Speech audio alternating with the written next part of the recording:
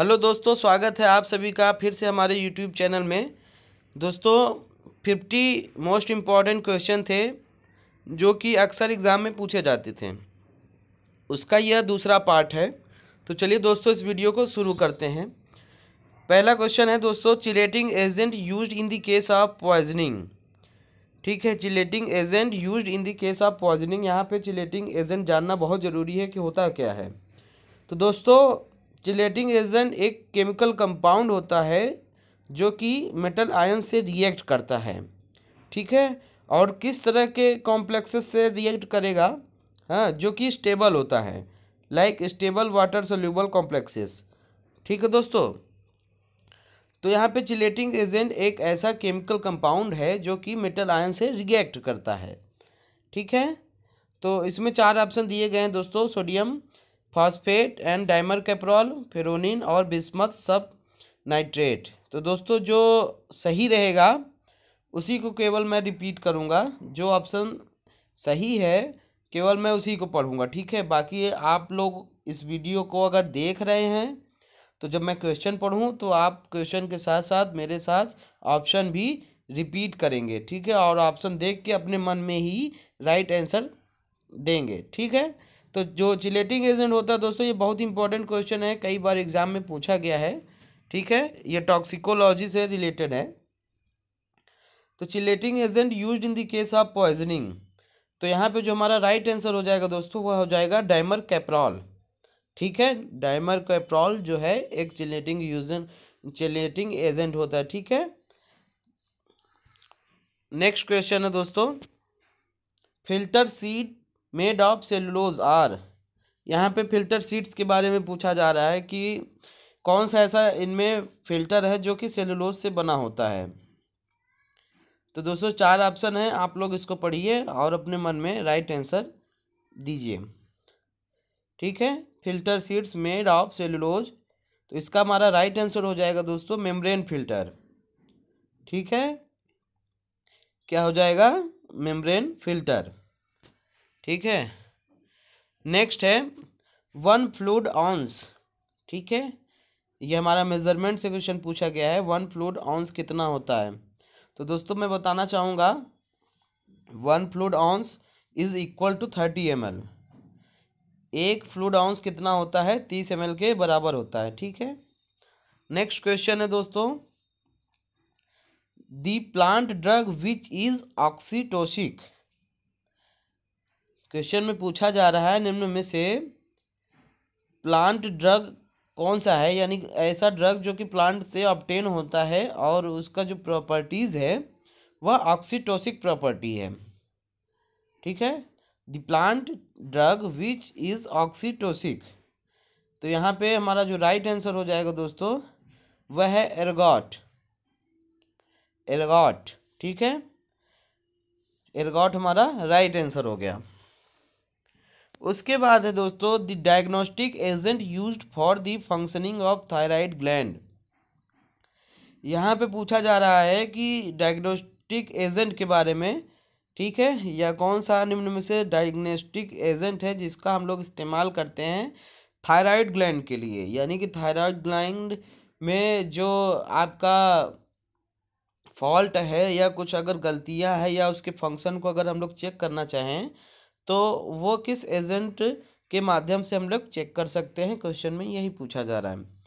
तो यहाँ पे हमारा ऑप्शन है दोस्तों, आप लोग देख सकते हैं यहाँ पे ढेर सारे ऑप्शन हैं। Fe59 है, I131 है, और थर्ड है CO60, फोर्थ है P32। ठीक है, तो हमारा यहाँ पे जो राइट आंसर हो जाएगा किसके लिए? थायराइड फंक्शन के लिए। ठीक है, डायग्नोस्टिक एजेंट हो जाएगा हमारा ऑप्शन नंबर 2, यानी कि I131। ठीक है, आयोडीन 131। ठीक है, नेक्स्ट क्वेश्चन है दोस्तों, यह भी बहुत इंपॉर्टेंट क्वेश्चन है, अक्सर लोग कंफ्यूज हो जाते हैं। इस क्वेश्चन को ध्यान से पढ़िएगा। The constituents of cholesterol term as a bad cholesterol.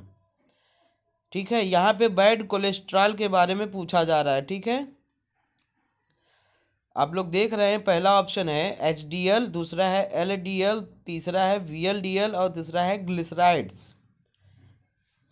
ठीक है। तो हमारा क्वेश्चन है the constituents of cholesterol term as bad cholesterol. ठीक है, तो मैं आपको बताना चाहूँगा जो हमारा HDL होता है इसका मतलब होता है हाई डेंसिटी लिपिड। ये जो तीनों हैं दोस्तों ये सब लिपिड की कैटेगरी में आते हैं। ठीक है, HDL मीन्स हो गया हाई डेंसिटी लिपिड। ठीक है, और LDL मतलब हो गया लो डेंसिटी लिपिड्स, और जो VLDL है यह हो गया आपका वेरी लो डेंसिटी लिपिड्स। तो जो हमारा बैड कोलेस्ट्रॉल है उसे हम लोग LDL के नाम से जानते हैं, जो कि लो डेंसिटी लिपिड्स होता है उसको हम लोग बैड कोलेस्ट्रॉल के नाम से जानते हैं। ठीक है, या बैड कोलेस्ट्रॉल होता है। नेक्स्ट क्वेश्चन है दोस्तों sterols belong to the class of. तो यहाँ पे स्टीरॉल्स जो होता है दोस्तों ये हमारा लिपिड्स की कैटेगरी में आता है। किस में आता है? स्टीरॉल्स लिपिड्स की कैटेगरी में आता है। नेक्स्ट क्वेश्चन है दोस्तों हेपेटाइटिस। यहाँ पे हेपेटाइटिस के बारे में पूछा जा रहा है कि हेपेटाइटिस जो डिजीज़ होता है वह उसका मोड क्या होता है। ठीक है, बैक्टीरियल है कि प्रोटोजोअल है, फंगल है कि वायरल है। तो हेपेटाइटिस जो होता है दोस्तों वो वायरल इन्फेक्शन के कारण होता है। नेक्स्ट है A leukotriene receptor. Leukotriene receptor antagonist used in allergy cough. बहुत ही इंपॉर्टेंट है दोस्तों। Leukotriene receptor antagonist use in allergic cough. पहला है रोफोकॉक्सिब, थियोफालिन, लोसार्टेन, मॉन्टिल्यूकास्ट। इसका राइट आंसर हो जाएगा दोस्तों मॉन्टिल्यूकास्ट। ठीक है, यहाँ पे आप लोग क्वेश्चन देख सकते हैं दोबारा। ल्यूकोट्राइन रिसेप्टर एंटागोनिस्ट पूछा जा रहा है, एलर्जी कफ के लिए हम लोग मॉन्टिल्यूकास्ट को भी देते हैं। नेक्स्ट क्वेश्चन है दोस्तों the sulphonamide use for burn therapy. यहाँ पे पूछा जा रहा है दोस्तों बम थेरेपी। बम थेरेपी के लिए हम कौन सा सल्फोनामाइड ड्रग का यूज करते हैं, क्वेश्चन में यही पूछा जा रहा है। ठीक है, तो हम आपको बताना चाहेंगे दोस्तों बम थेरेपी होता क्या है। तो दोस्तों बम थेरेपी एक वैक्यूम थेरेपी होता है, वाइडली यूज़ करते हैं हम इसे लिफ्टिंग दी बटॉक। बटॉक को हम लोग लिफ्ट करने के लिए सल्फोनामाइड का यूज़ करते हैं। वही क्वेश्चन में पूछा जा रहा है कि किस सल्फोनामाइड का हम लोग बम थेरेपी में इस्तेमाल करते हैं। तो बम थेरेपी हो गया एक तरह का वैक्यूम थेरेपी। ठीक है, इसका हम लोग यूज़ करते हैं फॉर लिफ्टिंग दी बटॉक, यानी बटॉक को लिफ्ट करने के लिए, उठाने के लिए। ठीक है, ताकि हमारा जो बटॉक है, हाँ आजकल तो दोस्तों ये फैशन हो गया है ज़्यादातर कि लोग अपने बटॉक को उठाने के लिए बम थेरेपी का इस्तेमाल करते हैं। ओके, तो इसका राइट आंसर हो जाएगा दोस्तों सल्फाडाइजीन। क्या हो जाएगा राइट आंसर? बम थेरेपी का सल्फाडाइजीन। यह किसकी कैटेगरी में आता है दोस्तों? सल्फोनामाइड की कैटेगरी में आता है। उसके बाद है दोस्तों A hypotonic solution can be made isotonic by the addition of. यहाँ पे पूछा जा रहा है अगर हाइपोटोनिक सोल्यूशन है और उसे आइसोटोनिक बनाना है तो हम किसका एडिशन करेंगे? सिंपल है, हम लोग इसमें सोडियम क्लोराइड का एडिशन करेंगे। किसका करेंगे दोस्तों? हाइपोटोनिक सोल्यूशन है उसको अगर आइसोटोनिक बनाना है तो हम लोग उसमें सोडियम क्लोराइड का एडिशन कर देंगे। नेक्स्ट है दोस्तों the pathogenic organism in milk is killed by. जो दूध में बैक्टीरिया होता है दोस्तों लैक्टोबैसिलस लैक्टी। ठीक है, ये इससे हम कैसे किल कर सकते हैं? यहाँ पे डिफरेंट मेथड है। टेंडरलाइजेशन है, एक है पास्चुराइजेशन, एक है ऑटोक्लेविंग, और फोर्थ नंबर है ड्राई हीट स्टेरिलाइजेशन। ठीक है, आप लोग जानते हैं ऑटोक्लेव भी एक तरह का ऐसा मेथड है जिसमें पैथोजेंस किल होते हैं, और एक है ड्राई हीट स्टेरिलाइजेशन। ठीक है, इनमें भी पैथोजन को हम किल करते हैं। सेकेंड नंबर है दोस्तों पास्चुराइजेशन।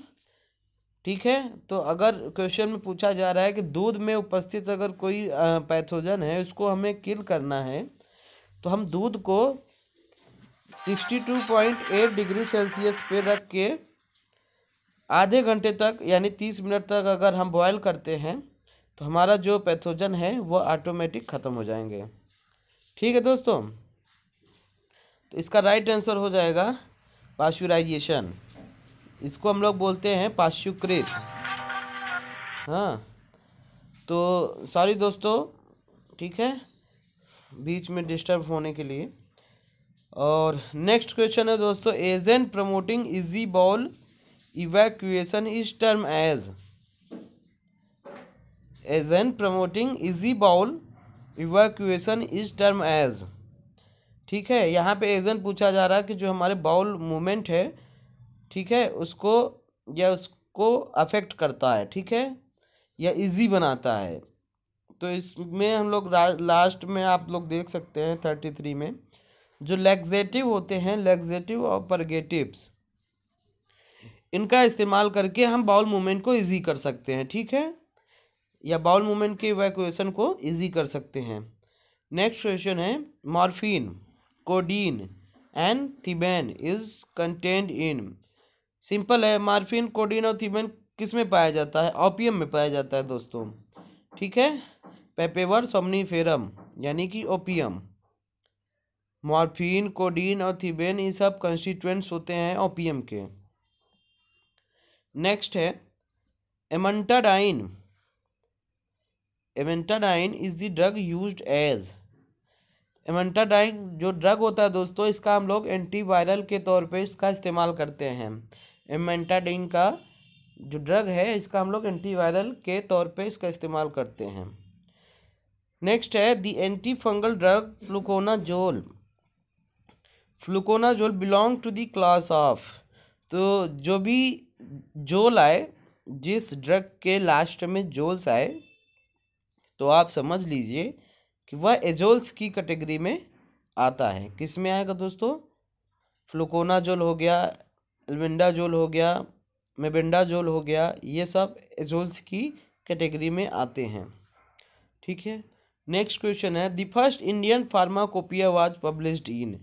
तो दोस्तों मैं अपनी खुद बात बताऊं कि मैं जितनी बार इसको याद करता हूं उतनी बार कंफ्यूज हो जाता हूं।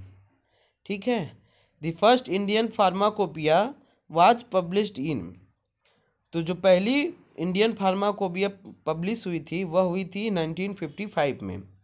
ठीक है दोस्तों, एकदम दिमाग में कंठस्थ कर लीजिए कि जो पहली इंडियन फार्माकोपिया है वह 1955 में पब्लिश की गई थी।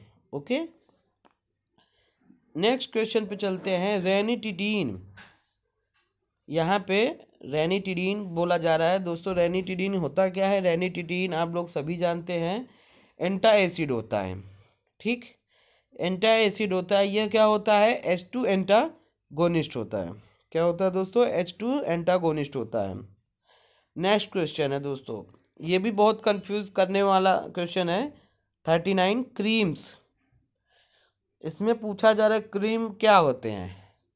ठीक है, तो मैं आप लोगों को सब बताऊंगा। इनमें जो 4 ऑप्शन हैं इनको सबको रिपीट करूंगा, बताऊंगा, ताकि आप लोगों को कंफ्यूजन ना क्रिएट हो। तो दोस्तों इमल्सन बताऊंगा मैं पहले। इमल्सन होता क्या है? इमल्सन जो होता है दोस्तों, वह होता है 2 इमिसिबल लिक्विड का मिक्सचर होता है, यानी 2 इमिसिबल लिक्विड्स, जैसे कि ऑयल और वाटर हो गए। ऑयल, तेल और पानी आपस में जैसे नहीं मिलते, तो यह हो गया हमारा इमल्सन। इमल्सन क्या हो गया दोस्तों? इमल्सन हो गया हमारा 2 इमिसिबल लिक्विड्स। ठीक है, जैसे ऑयल एंड वाटर हो गया, ये हमारा इमल्सन हो गया। अब दोस्तों सस्पेंशन है यहाँ पे। सस्पेंशन क्या होता है दोस्तों? 2 हेट्रोजीनस मिक्सचर। क्या हो गया? 2 हेट्रोजीनस मिक्सचर। हेट्रोजीनस मिक्सचर मतलब उनका जो बेस है, तो मैं आपको एग्जांपल के तौर पे समझाता हूँ। जैसे कि कीचड़ है, मड जिसको बोलते हैं, तो मड का अगर हम लोग प्रॉपर्टी देखें तो जो मड बनता है दोस्तों वह होता है सॉयल, यानी मिट्टी और पानी। ठीक है, जो अब जो सॉयल हो गया दोस्तों, यह हमारा हो गया सॉलिड की कैटेगरी में, ठीक है, सॉलिड की कैटेगरी में आ गया। और यह क्या है, पानी, दूसरा पार्ट हो गया हमारा पानी। तो यहाँ पे हो गया हेट्रोजीनियस मिक्सचर, ठीक है। अब आप सिरप को ले लीजिए। सिरप जो बच्चों के पिलाते हैं, तो आप लोगों को कभी देखे होंगे जो सिरप की बोतल होती है दोस्तों, उसमें जो हमारी दवा होती है वह नीचे तली में बैठी रहती है, ठीक है। और जब भी हम इसको यूज़ में लाते हैं तो इसको शेक करना पड़ता है, ठीक है। तो आप लोग अगर सस्पेंशन का एग्जाम्पल देखा जाए तो सबसे अच्छा सिरप हो गया, ठीक है। सिरप में आपका जो लिक्विड पोर्शन है वो आपको ऊपर दिखाई देगा, और जो सॉलिड मिक्सचर है वो आपको नीचे दिखाई देगा।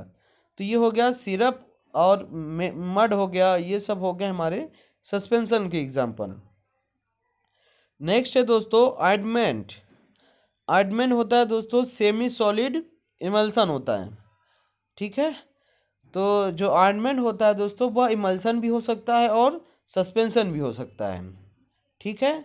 ऑइंटमेंट की बात कर रहा हूँ दोस्तों, सेमी सॉलिड, ठीक है, सेमी सॉलिड होगा, और सेमी सॉलिड के बाद या तो सस्पेंशन होगा या तो इमल्सन होगा। हाँ, अब बचा दोस्तों पेस्ट। पेस्ट क्या होता है दोस्तों, सेमी सॉलिड सस्पेंशन होते हैं, ठीक है। पेस्ट जो होता है, जैसे पेस्ट मतलब जैसे अगर हम लोग किसी चीज़ का पेस्ट लगाते हैं, जैसे टूथपेस्ट हो गया, ठीक है। तो टूथपेस्ट सेमी सॉलिड की कैटेगरी में आता है, ओके। तो हमारा जो क्रीम हो गया ये हमारा हो गया इमल्सन, ठीक है। याद रखिएगा क्रीम सार इमल्सन। इमल्सन का अगर एग्जांपल पूछे तो आपको क्रीम बताना है, और क्रीम अगर खुद एग्जांपल बन के पूछे कि क्रीम किस कैटेगरी में आता है तो आपको इमल्सन जवाब देना होगा, ठीक है। तो ये हमारा 4 हो गए, ठीक।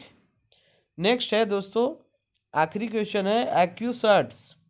एक्यूसर्ट्स क्या होते हैं दोस्तों, एक्यूसर्ट्स हमारे आई प्रिपरेशन के लिए होते हैं, ठीक है। एक्यूसर्ट्स होते हैं हमारे आई प्रिपरेशन के लिए। तो दोस्तों यह कुछ महत्वपूर्ण क्वेश्चन थे जो कि मैंने आप लोगों के समक्ष प्रस्तुत किया। अगर अच्छा लगा हो तो दोस्तों अपने मित्रों, अपने संगी साथियों के साथ ज़रूर शेयर करें, ठीक है। और फिर मैं बाकी का जो शेष है दोस्तों, पार्ट 3, इस वीडियो का पार्ट 3 भी मैं लेके आऊँगा, ठीक।